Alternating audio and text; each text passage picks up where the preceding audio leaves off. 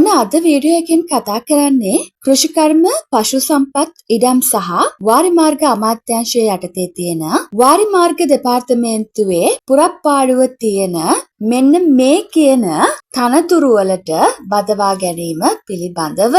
ඉතින් විවෘත පදනමින් තමයි මේ බදවා ගැනීම කරන්නේ. ශ්‍රේෂ්ඨ මුරකරු පුරප්පාඩු 45ක් සඳහා එවැගේම ලොරි සහායක උදව්කරු පුරප්පාඩු 5ක් සඳහා පර්යේෂණාගාර සහායක පුරප්පාඩු 37ක් සඳහා රසායනාගාර කම්කරු පුරප්පාඩු 18ක් සඳහා ග්‍රීසර් පුරප්පාඩු 35ක් සඳහා සැලසුම් මුද්‍රණකරු උදව්කරු පුරප්පාඩු 8ක් සඳහා මේ බඳවා ගැනීම කරනවා. ඉතින් මේකට අදාළ සම්මුඛ පරීක්ෂණය වාරිමාර්ග අධ්‍යක්ෂ ජෙනරාල්වරයා විසින් 2025 නොවැම්බර් මාසයේ පවත්වනවා කියලා සඳහන් කරලා තියෙනවා. ඒ වගේම මේ ගැසට් නිවේදනයේ මේ තනතුරු වලට අදාළ රාජකාරී ස්වභාවය මොකක්ද කියලා සඳහන් කරලා තියෙනවා. කෙටියෙන් සඳහන් කරන්නම් මම මොන වගේ රාජකාරීද මේ තනතුරට කරන්න තියෙන්නේ කියලා. ඉතින් ඔයාලට පුළුවන් 2025 9/26 රජයේ ගැසට් පත්‍රය අරගෙනත් මේ විස්තර ටික කියවලා බලන්න. ඒකට අදාළ ලින්ක් එක මම ඔන්න ඩිස්ක්‍රිප්ෂන් එකේ දාලා තියන්නම්. ඉතින් ශ්‍රේෂ්ඨ මුරකරු කියන තනතුරට පැවරෙන කාර්යයන් විදිහට ශ්‍රේෂ්ඨට දාලා ආයතන ගබඩා ද්‍රව්‍ය යන්ත්‍රෝපකරණ වාහන ඇති ස්ථාන මුර කටයුතු කිරීම තමයි ප්‍රධාන කාර්ය විදිහට තියෙන්නේ. එතකොට ලොරි සහායක උදව්කරු විදිහට බඩු බෑම පැටවීම සුරක්ෂිතව තැන්පත් කිරීම මේ වගේ ඒවා පර්යේෂණාගාර සහායක විදිහට රසායනාගාරයට රැගෙන එන යන්ත්‍ර සූත්‍ර මෙවලම් ගල් වැලි පස් ගඩොල් මෙන්න මේ වගේ ඉංජිනේරුමය ද්‍රව්‍ය සහ කොන්ක්‍රීට් ගණක සාම්පල නියමිත ආකාරයෙන් සෑම විටම ප්‍රවාහනය කරන යන්ත්‍ර සූත්‍ර එම ස්ථානවල ස්ථාපනය කිරීම මෙන්න මේ වගේ දේවල් තමයි සඳහන් කරලා තියෙන්නේ. රසායනාගාර කම්කරු විදිහට පර්යේෂණාගාරවල ශ්‍රේෂ්ඨ හිනියදීන් පිළියෙල කිරීම ලබා ගැනීම ඒවට සහාය වීම මෙන්න මේ වගේ දේවල්. ග්‍රීසර් කියන තනතුරට යන්ත්‍ර වලට වාහන වලට ග්‍රීස් ලිහිසි තෙල් යෙදිය යුතු ස්ථාන හඳුනාගෙන ඒවායේ යෙදීම. එතකොට ඒ වගේ දේවල් සැලසුම් මුද්‍රණකරු එහෙම නැත්නම් උදව්කරු කියන තනතුරට දෙපාර්තමේන්තුවට අදාළ සියලුම සැලසුම්පත් පිඹුරුපත් මුද්‍රණය කිරීම. එතකොට මේ මුද්‍රණ කටයුතු ආරක්ෂා කිරීම නඩත්තු කිරීම මෙන්න මේ වගේ දේවල් තමයි මේ රාජකාරී ලෑස්තුව යටතට ඇතුළත් වෙන්නේ. ඉතින් ඔයාලට වැඩි විස්තර 2025 9/26 ගැසට් පත්‍රයෙන් කියව ගන්න පුළුවන්. අපි බලමු කොහොමද ඔයාව මේ තනතුරු වලට බඳවා ගන්න කියලා. මම පෙර සඳහන් කළා වගේම ව්‍යුහගත සමුග පරීක්ෂණයක් මගින් තමයි බඳවා ගන්නේ. එතකොට ඒ සම්මුඛ පරීක්ෂණයේදී ඔයාට අධ්‍යාපන සුදුසුකම් අතිරේක අධ්‍යාපන සුදුසුකම් වලට ලකුණු 25ක් ලැබෙනවා. පළපුරුද්දර ලකුණු 40ක්, වෘත්තීය සුදුසුකම් සඳහා ලකුණු 20ක්, විෂය බාහිර ක්‍රියාකාරකම් සඳහා ලකුණු 10ක්, සම්මුඛ පරීක්ෂණයේදී දක්වන ලද කුසලතාව වෙනුවෙන් ලකුණු 5ක් උත් වශයෙන් ලකුණු 100ක් ඔබට සම්මුඛ පරීක්ෂණයේදී හිමි වෙනවා. ඉතින් මේ ලකුණු උපයා ගැනීම ඔබගේ කාර්යභාරය. ව්‍යුහගත සම්මුඛ පරීක්ෂණයේදී ලබා ගන්නා ලකුණු කුසලතාවයේ අනුපිළිවෙල මත තමයි මේ පුරප්පාඩුව පවතින තනතුරු සඳහා බඳවා ගැනීම කරන්නේ. වැටුප් ප්‍රමාණය විදිහට සඳහන් කරලා තියෙන්නේ මූලික වැටුප රුපියල් 40000ක්. ඉතින් ඔයාට මේකට තව රජය විසින් අනුමත දීමනා ජීවන වියදම් දීමනා රුපියල් 17400ක් මේ වගේ දීමනත් ඔබට මේ තනතුරට හිමි වෙයි.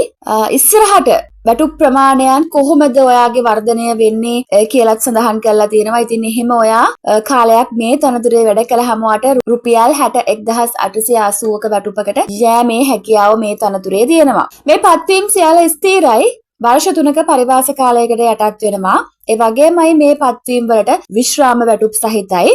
ඒ වගේම බඳවාගෙන වසර 3ක් ඇතුළත පළවෙනි කාර්යක්ෂමතා කඩයිම විභාගය ඔබ සමත් වෙන්න ඕනේ. ඒ වගේම නියමිත භාෂා ප්‍රවීණතාවයන් ඔබ ලබා ගන්න ඕනේ. වයස අවුරුදු 18ත් වයස අවුරුදු 45ත් අතර නම් තමයි ඔයාට මේ තනතුරට අයදුම් කරන්න පුළුවන්. මොනවද ඔයාට මේ තනතුරට අයදුම් කරන්න නම් තියෙන්න ඕනි සුදුසුකම්? අධ්‍යාපන සුදුසුකම් විදිහට සඳහන් කරලා තියෙනවා O level විභාගය දෙවරකට නොවැඩි වාර ගණනකදී සම්මාන දෙකක් එක්ක විෂයන් 6කින් ඔයා සමත් වෙලා තියෙන්න ඕනි. ඒක තියෙනවා නම් ඔයාට මේ තනතුරට ඇප්ලයි කරන්න පුළුවන්. එහෙම නැත්නම් ජාතික වෘත්තීය සුදුසුකම් NVQ level 3 සම්පූර්ණ කරලා තියෙනවා නම් ඒත් ඔයාට මේ තනතුරු වලට අයදුම් කරන්න පුළුවන්. තනතුරට අදාළව ලබාගෙන තියෙන වෘත්තීය සුසුකමක් තියෙනවා නම් මේ තනතුරට ඒක විශේෂ සුසුකමක් විදිහට සැලකනවා. ඒවා අත්‍යවශ්‍ය සුසුකම් නෙමෙයි. ඔයාලට මූලික අධ්‍යාපන සුසුකම් තියෙනවා නම් මේ තනතුරු වලට අයදුම් කිරීමේ හැකියාව තියෙන බව මම මතක් කරනවා.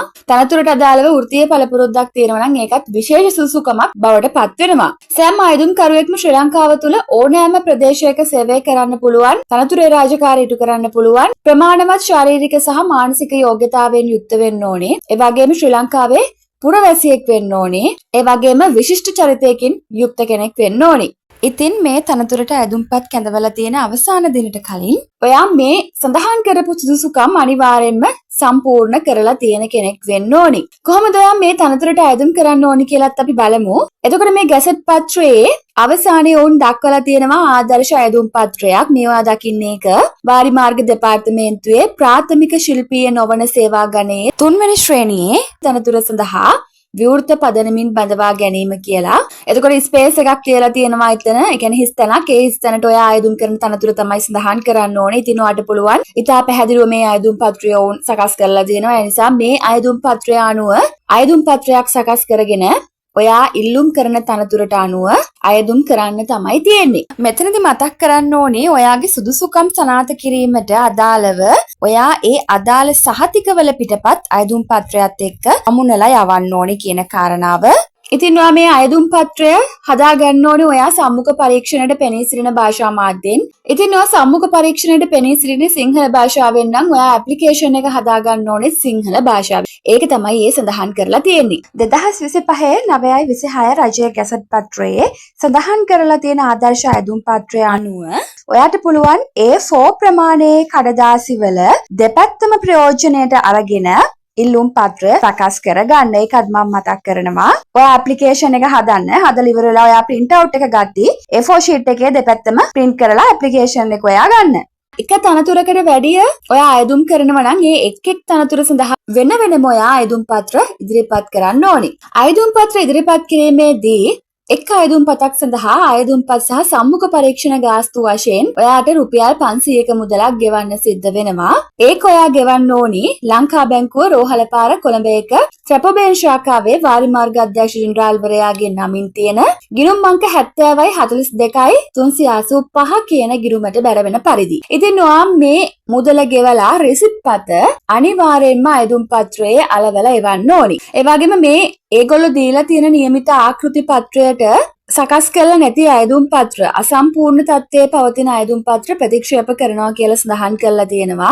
ඒ වගේම යාලට අයදුම් පත්‍ර ලැබුණා කියලා ඔයාලට දන්වන්නේ නැහැ. ඒ වගේම කිසිදු අස්ථානගත වීම සම්බන්ධ පැමිණිල්ලක් සලකා බලන්නේ නැහැ කියලා සඳහන් කරලා තියෙනවා. ඒ වගේම අයදුම් පත්‍රයේ අපේක්ෂකයාගේ අස්සන රජයේ පාසලක ප්‍රධානියෙක්, විශ්‍රාමික නිලධාරියෙක්, කොට්ටාශයේ ග්‍රාම නිලධාරීවරයා, සාම විනිශ්චයකාරවරයෙක්, දිවුරුම් කොමසාරිස්වරයෙක්, නීතිඥවරයෙක්, ප්‍රසිද්ධ නොතාරිස්වරයෙක්, එහෙම නැත්නම් ත්‍රිවිධ හමුදාවේ අධිකාරිලත් නිලධාරියෙක්, රජයේ හරි පළාත් රාජ්‍ය සේවයේ හරි ස්ථිර මාණ්ඩලික ශ්‍රේණියේ නිලධාරියෙක් හරි, එහෙම නැත්නම් බෞද්ධ විහාරස්ථානයක විහාරාධිපති හෝ නායක ස්වාමින් වහන්සේ නමක්, එහෙමත් නැත්නම් අන්‍ය පූජක ස්ථානයක් බාර හෝ පූජ්‍ය පක්ෂයේ සැලකිය යුතු තත්ත්වයක් දරන කෙනෙක් ලබා සහතික කරගන්න ඕනි. ඉතින් මෙන්න මේ කිව්ව තනතුරක කෙනෙක්ගෙන් ඔයාට පුළුවන් ඔයාගේ අයදුම් පත්‍රය සහතික කරගන්න.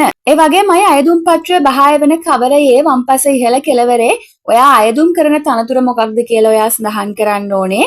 ඉතින් ඔයාට පුළුවන් එතන ප්‍රාථමික ශිල්පීය නොවන සේවා ගණයේ මොන තනතුරටද ඔයා අයදුම් කරන්න කියලා ඉස්සරහින් ලියන්න. ඒ කියන්නේ ශේෂ්ත්‍ර මුරකරුද, ලොරි සහායකද, උදව්කරුද, අන්නේ තනතුර ලියලා සඳහා විවෘත පදනමින් බඳවා ගැනීම 2025 කියන එක ඔයා පැහැදිලිව සඳහන් කරන්න ඕනි. ඉතින් අයදුම් පත්‍ර බාර ගැනීමේ අවසාන දිනයේ විදිහට සඳහන් කරලා තියෙන 2025 ඔක්තෝබර් 26. ඉතින් ඔක්තෝබර් 26 වෙනිදා හරි ඊට කලින් හරි වාරිමාර්ග අධ්‍යක්ෂ ජෙනරාල් වාරිමාර්ග දෙපාර්තමේන්තුව අංක 230 බෞද්ධාලෝක මාවත කොළඹ 7 කියන ලිපිනයට ඔයාට පුළුවන් ඔයාගේ අයදුම් පත්‍ර ලියා පදිංචි තැපෑලෙන් යොමු කරන්න. ඒ වගේම ඔයා මතක තියාගන්න ඕනේ ඔයාගේ අයදුම් පත්‍රය පුරවද්දී ඔයා සාවද්ද, ඒ කියන්නේ වැරදි තොරතුරු සඳහන් කරන්න බෑ. හැම වෙලේම සත්‍ය තොරතුරු සඳහන් කරන්න මතක තියාගන්න කියන එකත් මම ඔයාලට මතක් කරනවා. ඒ වගේම 2025 නොවැම්බර් මාසයේ පෙර සඳහන් කළා වගේ කොළඹදී මේ තනතුරු සඳහා පැවැත්වෙන සම්මුඛ පරීක්ෂණ පැවැත්වෙනවා කියලා සඳහන් කරලා තියෙනවා. ඉතින් මම හිතනවා ඔයාට මේ තනතුරු සඳහා අයදුම් කරන්න මේක හොඳ අවස්ථාවක්. මොකද ශිල්පීය නොවන සේවා ගණයේ තනතුරු. ඉතින් ඔයාට මේකට විශේෂිත වෘත්තීය සුදුසුකමක් එහෙම නැත්නම් ස්කිල් එකක් ඕන අපේක්ෂා කරන්නේ නැහැ. ඒ නිසා ඔයාට පුළුවන් ඔයාගේ මම අර පෙර සඳහන් කරපු අධ්‍යාපන සුදුසුකම තියෙනවා නම් මේ තනතුරු වලට අයදුම් කරන්න. පුරප්පඩු සංඛ්‍යාවක් ටිකක් තියෙනවා. ඒ නිසා ඔයාට මේ තනතුරු ලබා ගැනීමේ හැකියාව තියෙනවා. ඉතින් මේවා විශ්‍රාම වැඩ උපහිමි වෙන රජයේ ස්ථීර තනතුරු. ඒකත් මම ඔයාලට මතක් කරන්න ඕනේ. ඉතින් ඔයාලට මේ ගැසට් පත්‍රය කියව ගන්න අවශ්‍යයි නම් 2025 9/26 රජයේ ගැසට් පත්‍රය බලන්න කියලා මම ඔයාලට ආපහු පාරක් මතක් කරනවා. ඒකේ link එක මම description එකේ දාලා තියන්නම්. ඉතින් ඔයාලට මේ සුසුකම් තියෙනවා නම් ඉතින් ඔයාලට පුළුවන් මේ තනතුරු බලලා ඒ සඳහා අයදුම් කරන්න. ඉතින් මතක් කරනවා ඔයා අපේ channel එකට අලුත් කෙනෙක් නම් තාම අපිට subscribe කරලා නැත්නම් ඔන්න දැම්ම subscribe කරගෙන යන්න කියලා. එහෙනම් අලුත් වීඩියෝ එකකින් අපි ආපහු හම්බෙමු.